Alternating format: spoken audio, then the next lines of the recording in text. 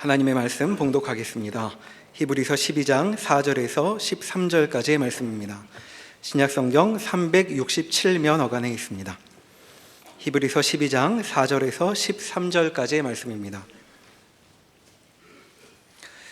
너희가 죄와 싸우되 아직 피 흘리기까지는 대항하지 아니하고 또 아들들에게 권하는 것 같이 너희에게 권면하신 말씀도 잊었도다.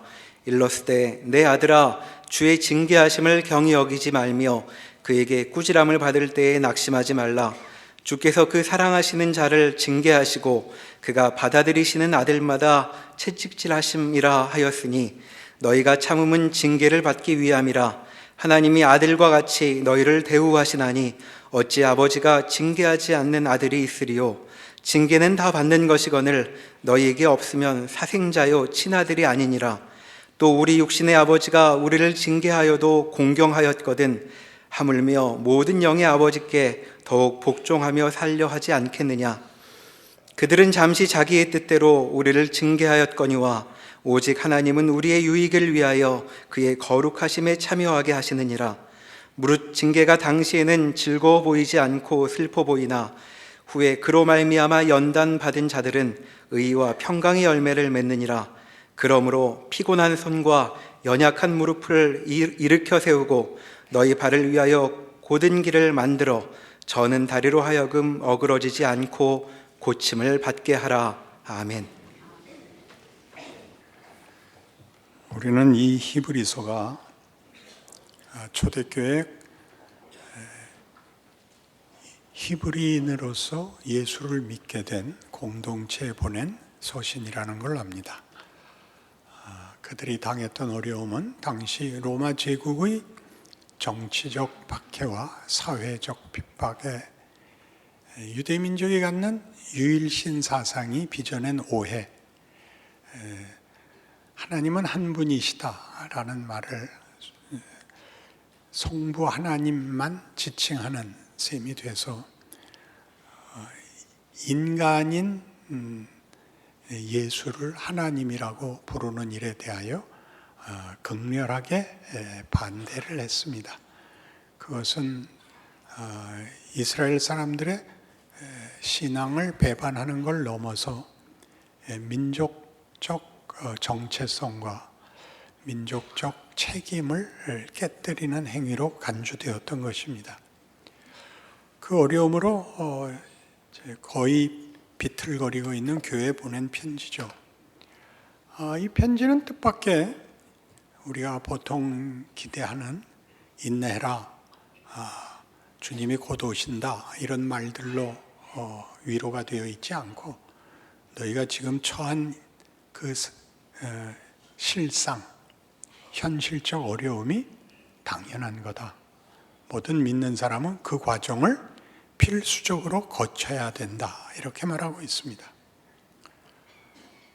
우리 예수 믿는 대부분의 사람들에게도 예수를 믿어서 구원을 얻는다는 건 이해하지만 구원을 얻은 다음이 천국 가는 거라고 생각을 해서 그 사이를 사는 현실을 모두 약간 얼버무리고 있는 셈입니다. 오죽하면 모두가 다 예수 믿고 금방 죽는 그런 방식을 제일 좋아해서 가능한 한 늦게 믿고 곧 죽는 것이 복이다 이렇게 생각할 정도로 지금의 현실, 예수를 믿었고 감격이 있고 헌신을 약속했는데 이해할 수 없는 신앙 현실에 대하여 많은 성도들이 괴로움을 당하고 어려운 속에 있는데 거기에 대한 답이죠. 뭘 만든다 그랬죠? 출애굽 사건을 예로 들면서 바로 앞에 보인 10가지 재앙, 홍해를 가른 사건, 구름 기둥, 불 기둥, 만나와 메추라기 거기까지는 다 하나님이 하시지만 가나안을 들어가는 결정은 이스라엘 스스로 해야 했던 것처럼 광야 생활은 그 가나안을 들어갈 실력을 만드는 그런 과정이었다. 필수적인 과정이었다. 그렇게 성경이 얘기한다고 우리 이미 히브리서 3장부터 10장까지 내내 그 얘기를 반복했습니다. 그래서 이 문제는 우리가 예수를 믿으면 새로운 시대, 새로운 기회, 새로운 어떤 자격과 조건 속에 있다. 그것이 신앙 현실이다 하는 것을 깨우쳐주고 있는데, 우리는 예수를 믿었으면 형통해야 되지 않냐? 왜 어려운 일이 생기느냐? 이 모든 일은 무엇 때문이냐? 내가 뭘 잘못했냐? 라는 식으로 가서 문제가 해결되지 않는다고 말할 수 있습니다. 산을 올라가면 자기가 올라가는 산이 안 보인다는 것입니다. 그리고 어디까지 왔는지 모르겠는 것입니다. 그러다가 중간에 고개마루를 만나는 법인데, 고개마루에 올라서면 갑자기 시야가 트이고 아래가 내려다 보이죠. 자기가 얼마나 높이 올라왔는지 알게 됩니다. 그런 식으로 히브리서는 우리에게 시야를 트이게 해주고, 우리가 어디를 가고 있고 어디까지 왔는가를 보여주는 어떤 중요한 안목을 허락하고 있습니다. 그러니 이제 아주 큰 그림, 구절과 구절, 거기 교훈과 어떤 당위 같은 것들로 신앙을 격려받는 것보다 더 크게 이런 안목, 커다란 그림, 방향, 그런 것들을 깨우쳐주는 일을 성경이 이 히브리서에서 물론 당연히 하고 있고, 다른 성경에서 특별히 로마서에서 5, 6, 7, 8장이 일관되게 이 일을 설명합니다. 여러분, 제가 큰 그림을 그릴 테니까 싹 따라와 주셔야 됩니다. 로마서 5장은 이것이었습니다. 우리가 예수 그리스도로 말미암아 하나님과 화목하게 됐다. 하나님과 더불어 화평하게 됐다. 그래서 그리스도 예수 안에서 하나님의 영광을 바라는 자, 그 약속과 소망을 가진 자가 됐다. 1절과 2절입니다. 근데 3절이 뭐라고 거길 치고 들어오냐면, 그러니까 지금과 우리가 바라는 것 사이는 환난이다. 현실은 환난이다. 그래서 환난이 들어오고, 환난은 왜 들어오느냐? 경험을 만들고, 번역에는 인내라고 되어 있습니다. 그 경험은 훈련된 인격을 만듭니다. 그래서 완성이 됩니다. 소망을 이루지요. 예수님 자신에게도 이 하나님이 요구하시는 이 과정이 요구되어서, 우리 잘 외우던 히브리서 5장 8절에 의하면 그가 아들이시라도 받으신 고난으로 순종함을 배워서 온전하게 되셨다. 이렇게 예를 들고 있습니다. 그러니 환난, 경험, 그리고 훈련된 인격, 단련된 인격, 그리고 완성, 이런 과정이 있다는 것이죠. 그럼 그걸 어떻게 믿느냐? 그것이 그 결국이 우리가 잘못하면 어떻게 운명이나 결론이 잘못되면 어떡하느냐? 그러자 이 소망이 확고한 것은 우리가 아직 죄인 되었을 때 그리스도께서 우리를 위하여 죽으심으로 하나님이 우리에 대한 사랑을 확증하셨느니라는 말로 이제 우리에게 설명하고 있습니다. 우리가 죄인이었을 때 우리를 위하여 죽었다면, 우리를 구원하려고 십자가를 지어서 우리를 고쳐낸 이후에 그 다음 목적지, 소망, 완성을 만들어내는 일인들 왜 못하겠느냐 하면서 중요한 두 가지 얘기를 합니다. 우리가 죄인이었을 때도 주께서 우리를 위하여 죽으실 수 있었다면, 우리가 그 십자가로 의인이 된 마당에야 얼마나 더 편을 드시겠는가. 그리고 한 번 더 합니다. 예수께서 죽으심으로 우리 편을 들 수 있었다면, 살아나서 하늘 보좌에 올라가 제사장직을 맡고 있는 지금은 얼마나 더 하시겠는가. 이게 중요한 얘기죠. 어디가 중요하냐? 우리를 위하여 죽으시고 죄에서 구원한 것이 예수의 구원 사역에 있었듯이, 살아나셔서 지금 하는 일, 우리 자신으로 얘기하면 구원받아서 지금 살고 있는 삶도 예수께서 편을 들고 붙들고 있는 지금 시간이다. 이 얘기를 하는데 그렇게 오래 걸렸던 것입니다. 알아듣는 표정 짓기. 여길 다 헤맸죠. 이게 뭐냐? 하나님 왜 이러세요? 이렇게 된 겁니다. 여기가 우리 현실이고 모두의 각각의 고유한, 남이 대신할 수 없는 우리의 신앙 길인데 여기를 어떻게 할 줄 몰랐던 것입니다. 그래서 6장에 가면 무슨 얘기가 나오냐 하면 그런즉 우리가 무슨 말하리요? 은혜를 더하려고 죄에 거하겠느냐? 이런 이상한 구절이 등장합니다. 이런 내용입니다. 다 공짜로 은혜로 얻었고 예수님이 다 해주신다니까 우린 뭐 아무것도 할 필요 없네? 그냥 놀아도 되네? 그렇게 말할 수 없다. 왜? 이것은 죄를 씻고 지옥을 가지 않고에 해당하는 것이 아니라 지옥 갈 사람, 죄의 형벌을 받아야 될 사람을 깨끗이 하여 명예로운 길로 보내려는 일이다.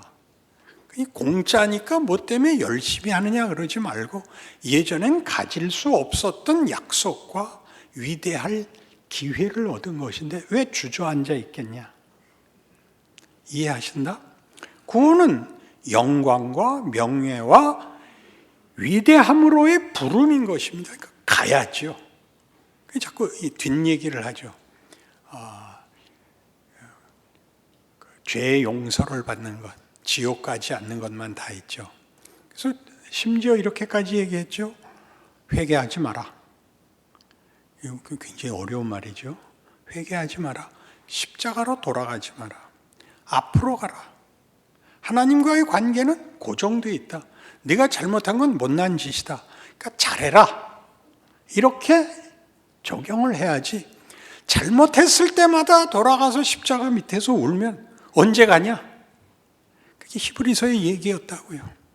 너희 선조들이 광야에서 거절한 것 같이 너희 마음을 완고하게 하지 마라. 앞으로 나가라. 믿음을 가지고 가나안에 들어가라. 하나님이 너희에게 하려고 하는 영광된 인생길을 걸어라. 이렇게 된 거죠. 그래서 6장은 이 은혜라는 것은 우리에게 선택의 기회를 주는 거다. 명예의 기회를 주는 거다. 그리고 그거는 네가 책임져 보는 것이다. 그래서 6장의 뒷부분이 다 뭐죠? 네가 너 자신을 누구에게 바치든지 그 결과를 얻게 된다. 네가 불순종으로 죄악에다 너를 주면 사망밖에 얻을 게 없고 네가 너 자신을 의로 하나님께 바치면 영생을 얻는다. 그것은 구원에 관한 문제가 아닙니다. 네 인생이 헛될 것이냐 명예로울 것이냐를 대비하고 있는 것입니다. 한 번 더 알아듣는 표정. 옆 사람이라도 한번 꼬집으시든가. 여기를 못 살고 있는 거예요. 자꾸 우리를 후회시켜서 십자가로 돌려버리는 바람에 십자가가 흠이 있다는 게 아닙니다. 우리가 십자가로 갈 필요가 있는 게 아니라 십자가로 시작시킨 인생을 살라 말이죠. 광야에서는 애굽으로 돌아갈 수는 없었다. 그들이 외쳤던 거죠. 들어가라는 가나안은 들어가지 않고 불만이 뭐였죠? 애굽으로 돌아가자였습니다. 거기가 더 낫다. 그래서 어떻게 했다고요? 다 죽여버렸다고요. 애굽으로는 안 돌려보냈다고요. 그 사람들은 구원을 얻었다는 거예요? 못 얻었다는 거예요? 얻었다는 거예요. 구원은 얻었는데 그 구원을 헛되게 살았단 말이에요. 못나게 살았다는 거죠. 구원을 걱정하지 마시고 얻은 구원을 현실에서 살아보시라고요. 제가 연습 많이 해서 인상 쓰지 않고 이 말을 하려고. 우리에게 일어나는 모든 일이 우리에게 유익하게 작용한다. 이 6장이 너를 누구한테 바치느냐. 그러니까 네 선택이다. 그리고 그 책임, 그 결과를 봐라. 그 7장에 오라나는 곤고한 사람이로다가 나오죠. 왜요? 내 마음으로는 하나님의 법을 즐거워하는데 육신의 법이 나를 끌어다가 죄 아래 자꾸 잡아가더라고요. 누가 이 사망의 몸에서 나를 건져내랴. 그리고 유명한 구절이 나와요. 그러므로 그리스도 예수로 말미암아 하나님 앞에 감사하노니 이는 그 앞이 뭐였다고요? 그리스도로 말미암아 하나님께 감사했으면 앞에 있었던 갈등이 해결되는 얘기를 꺼내야 되는데 예수 그리스도로 말미암아 우리 하나님 아버지께 감사하노니 내가 마음으로는 하나님의 법을 육신으로는 죄의 법을 섬기노라. 갈등이 계속되고 있습니다. 여기가 어렵죠. 왜 그 갈등이 계속되느냐? 하나님은 우리를 예수 안에서 구원하신 것이 로마서 5장 8절에서 봤던 것 같이 우리가 아직 죄인 되었을 때 주신 구원입니다. 그러나 이상하게 그게 우리의 운명임에도 불구하고 우리를 그 후에 태어나게 하실 때는 아담의 후손으로 태어나게 합니다. 예수의 후손으로 태어나지 않고 그래서 죄인으로 태어납니다. 우리 믿는 가정도 다 애가 태어나면 유아세례를 받죠. 죄인이라는 걸 인정합니다. 그리고 그 후에야 예수님이 만나주십니다. 그러니까 구원을 얻으면 그래서 여태껏 있었던 아담의 유전자가 없어지고 형통하고 만족하고 선택의 여지 없이 거룩한 길을 가야 되는데 예수를 믿고 난 다음에도 그렇게 감격하고 평생 잊지 못할 은혜를 받았는데도 죄가 서슬퍼렇게 역할을 해서 아담의 본능과 예수의 본능이 우리 안에서 싸웁니다. 그렇습니까? 안 그렇습니까?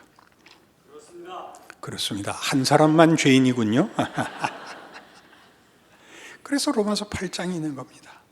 왜 그 갈등을 왜 요구하시는가? 필요하답니다. 이게 필요하다는 것을 우리는 지금은 쉽게 이해할 수 없습니다. 로마서 8장은 찾으셔야 됩니다. 자, 로마서 8장의 가치가 뭐냐? 왜 8장에 8장이 나와야 되냐? 앞에 7, 6, 5가 있고 그러니까 5, 6, 7을 거쳐서 8장이 나오는 거죠. 뭐가 있다고요? 선택, 갈등. 오라 나는 곤고한 사람이로다. 예수 그리스도로 말미암아 하나님 아버지께 감사했는데도 갈등이 있고 그래서 8장은 뭐라고 답을 내느냐? 1절. 그러므로 이제 그리스도 예수 안에 있는 자들에게는 결코 정죄함이 없나니 이는 그리스도 예수 안에 있는 생명의 성령의 법이 죄와 사망의 법에서 너를 해방하였습니다. 누가 이긴다고요? 예수의 유전자와 아담의 유전자가 싸워서 누가 이긴다고요? 예수가 이깁니다. 그런데 그냥 이기는 게 아니라 내 안에서 갈등을 일으키고 나로 하여금 오라 나는 곤고한 사람이로다를 만들어내고 이게 이긴답니다. 그거 없이 이기면 얼마나 좋겠습니까? 그러나 하나님은 그렇게 얘기하지 않습니다. 우리에게 주신 구원도 새 사람을 만들 때도 한 사람을 죽여버리고 새 사람을 쉽게 만드는 것이 아니라 우리를 죄악 중에 태어나게 하시고 아담의 후손으로 살아보게 하십니다. 그리고야 예수를 만나게 하시고 예수가 들어왔는데도 아담의 본성이 남아있는 자리에서 하나님이 우리를 완성의 길로 인도하십니다. 뭐라고 격려를 하냐 하면 예수님마저도 나의 하나님 어찌하여 나를 버리시나이까 라는 길을 걸어야 했던 것처럼 우리가 보기에는 그거는 미련한 길이죠.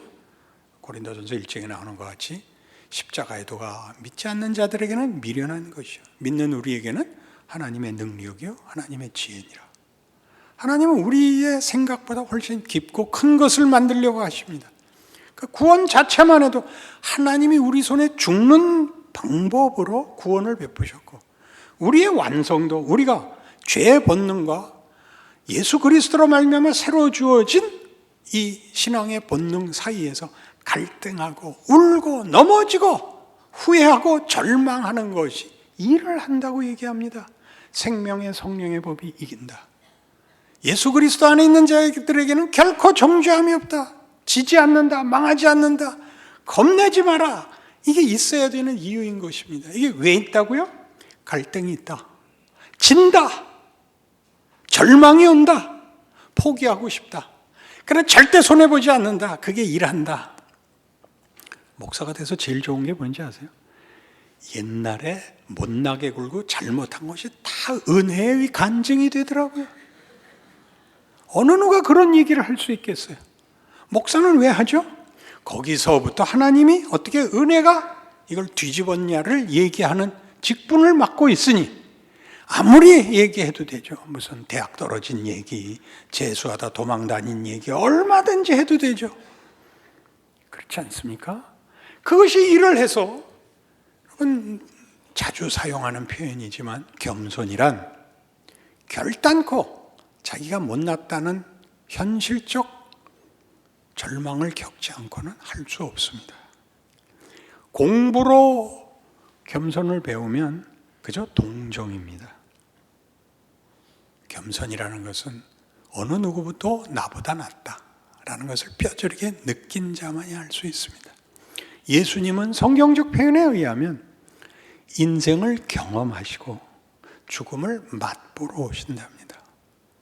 그러니까 우리 히브리서 내내 그의 대제사장직의 그 확고함을 뭐라고 표현했죠? 우리의 질고를, 우리의 슬픔을 경험하신 분이라 우리를 넉넉히 편드실 수 있다. 이게 히브리서였단 말이죠. 그래서 로마서 8장에 나오는 이 격려를 여러분 함께 이렇게 보셔야 됩니다. 자, 15절 봅니다. 너희는 다시 무서워하는 종의 영을 받지 아니하고 양자의 영을 받았으므로 우리가 아빠 아버지라고 부르짖느니라. 성령이 친히 우리의 영과 더불어 우리가 하나님의 자녀인 것을 증언하시나니 자녀이면 또한 상속자 곧 하나님의 상속자요 그리스도와 함께 한 상속자니 우리가 그와 함께 영광을 받기 위하여 고난도 함께 받아야 할 것이니라. 고난은 영광에 붙어 다닙니다. 우리는 구원이 죄와 지옥, 형벌과 연결되지만 성경은 이 죄를 얘기할 때나 구원을 얘기할 때 영광과 연결시킵니다. 로마서 3장 23절은 모든 사람이 죄를 범하였음에 하나님의 영광에 이르지 못하더니입니다. 에베소서 1장 3절에서부터의 약속은 우리가 하나님의 영광의 찬송이 되는 것입니다. 그러니까 적극적인 면으로의 부름이 있고 기회가 있고 현실이 있는데 여기를 놓치고 다니는 것이 대부분의 성도들의 무지 또는 오해입니다. 18절부터 계속 봅니다. 피조물이 고대하는 바는 하나님의 아들들이 나타나는 것이니 피조물이 허무한 18절 다시 봐야겠습니다. 생각하건대 현재의 고난은 장차 우리에게 나타날 영광과 비교할 수 없도다. 피조물이 고대하는 바는 하나님의 아들들이 나타나는 것이니 피조물이 허무한데 굴복하는 것은 자기 뜻이 아니요 오직 굴복하게 하시는 이로 말미암음이라. 그 바라는 것은 피조물도 썩어짐의 종노릇한 데서 해방되어 하나님의 자녀들의 영광의 자유에 이르는 것이니라. 영광이 자꾸 등장하죠. 26절 이와 같이 성령도 우리의 연약함을 도우시나니 우리는 마땅히 기도할 바를 알지 못하나 오직 성령이 말할 수 없는 탄식으로 우리를 위하여 친히 간구하시느니라. 누가 그런 말을 합니다. 회심한 유명한 철학자가 이렇게 얘기하죠. 어느 신이 십자가에 못 박혀 죽는 신을 믿으라고 할 수 있냐? 어느 신이 자기한테 와서 무릎 꿇어야 하는 신도들을 대신해서 기도를 하는 신이 있겠느냐? 어떤 신이 모든 것이 합력하여 선을 이룬다고 자기 앞에 무릎 꿇는 신도들을 격려하겠냐? 사람이 만든 모든 신은 공포스럽습니다. 네가 비는 걸 내가 들어주겠지만 너는 이러저러한 희생을 내라. 이렇게 얘기하는 것이 우리가 만든 신입니다. 공포스럽죠. 영광도 없습니다. 그러나 기독교는 다른 겁니다. 우리가 믿는 하나님은 우리를 영광되게 하기 위하여 당신의 모든 권능을 아끼지 않는 것입니다. 계속 보시죠. 마음을 살피시는 이가 성령의 생각을 아시나니 이는 성령이 하나님의 뜻대로 성도를 위하여 간구하심이니라. 우리가 알거니와 하나님을 사랑하는 자 곧 그의 뜻대로 부르심을 입은 자들에게는 모든 것이 합력하여 선을 이루느니라. 이 모든에다가 여러분이 절망하는, 여러분이 원망하는 모든 걸 여기다가 대입할 수 있습니다. 뭐든지 좋습니다. 병약한 거, 가난한 거, 머리 나쁜 거, 잘난 척하는 거 다 갖다 집어넣으십시오. 뭐든지 괜찮습니다.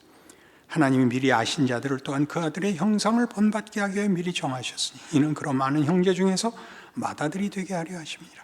또 미리 정하신 그들을 또한 부르시고 부르신 그들을 또한 의롭다 하시고 의롭다 하신 그들을 또한 영화롭게 하셨느니라. 이건 다 약속이 아닙니다. 이건 완료형입니다. 예언적 완료. 예언적 완료. 정하시고 부르시고 의롭다 하시고 영광스럽게 하셨습니다. 우리에게 일어날 미래가 완료형으로 되어 있습니다. 그래서 31절부터 지금 우리가 8장을 다루는 가장 큰 이유는 이거예요. 우리의 현실이, 신앙의 현실이, 우리가 이해하지 못하는 이 고난의 현실이 하나님이 우리에게 준비한, 우리를 영광스럽게 만드는 필수적 과정이다, 이 얘기를 하는 중이에요. 예수께서 우리를 위하여 죽으셨듯이 살아서 하늘 보좌 우편에서 우리를 그의 영광된 백성을 위하여 일하고 있는 기간이다. 제 나이 돼보세요. 31절, 그런즉 이 일에 대하여 우리가 무슨 말하리요? 만일 하나님이 우리를 위하시면 누가 우리를 대적하리요?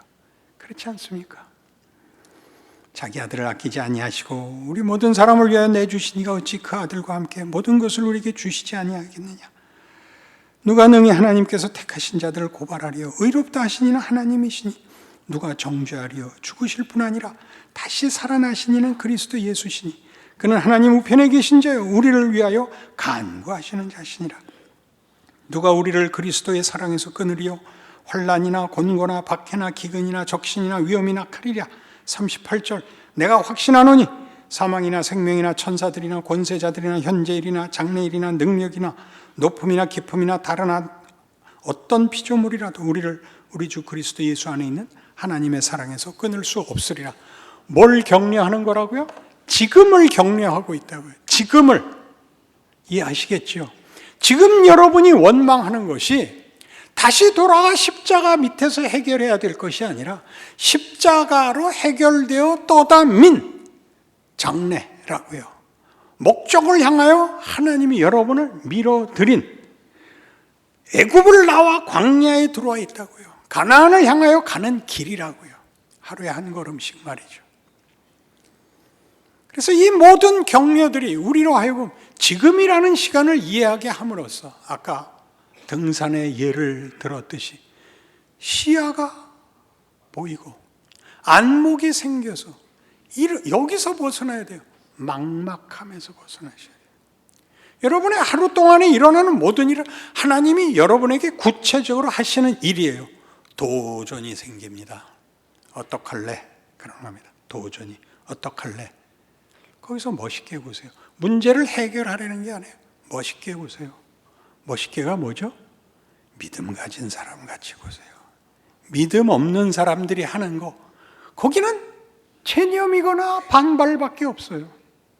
우리만이 거기서 우리가 당하는 모든 도전과 위협과 시험 속에서 이때는 어떻게 하는가? 우리 앞에서도 한번 살펴봤었죠. 로마서 12장과 고린도전서 13장으로 해서 사랑은 시작이 뭐였죠? 오랜 고통이었습니다. 미운 소리 참고 있는 거, 그게 사랑이라 그랬습니다. 시작하는 거죠. 로마서 12장은 뭐였죠? 믿음의 분량만큼, 실력만큼, 잘난 척할 거 없습니다. 실력만큼 미운 소리부터 지우는 거, 마음속에 일어나는 원망을 누르는 거, 이렇게 나아가는 겁니다. 여러분, 장담할 수 있습니다. 어디까지 갈 수 있냐고요? 죄의 본성을 내가 누를 수 있습니다. 그게 없어지는 게 아니라 그 생각이 나지만, 언제든지 나지만 조용히 이렇게 할 수 있습니다. 잘난 척할 거 없거든요. 이게 답이 없는 곳에서는 민망한 얼굴을 하시면 되는 거지, 아무 데서나 호들갑을 떨거나 과장할 필요가 없습니다. 누가 슬퍼하면 미안해. 뭐가 미안해? 내가 그냥 옆에만 있을게. 미운 소리 하고 싶은 거 나한테 해. 그렇게 하는 거예요. 나한테 다 해. 같이 있어주는 거, 편들어주는 거, 정답 얘기 안 하는 거. 누가 정답을 몰라서 그래요? 안 돼서 그러죠. 안 돼서. 그때 편들어주는 거, 같이 가는 거, 같이 있어주는 거, 따뜻한 눈으로 쳐다보는 거. 우리가 할 일, 우리 자신에게 할 일, 하나님이 이 모든 것으로 승리와 영광을 만들어내신다. 여러분의 현실입니다. 기도하십시다. 하나님 아버지, 하나님 일하고 계십니다. 하나님은 하나님의 길을 중단하지 않으십니다. 지금도 그 아들을 보내신 그 정성으로, 십자가에 매단 그 지극하심으로 하늘 보좌에서 우리의 승리를 지키고 계시는 그 하나님의 약속으로 우리 인생에 개입하십니다.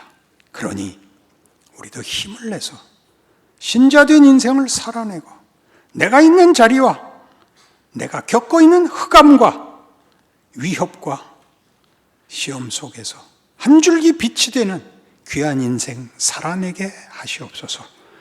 예수님 이름으로 기도합니다. 아멘.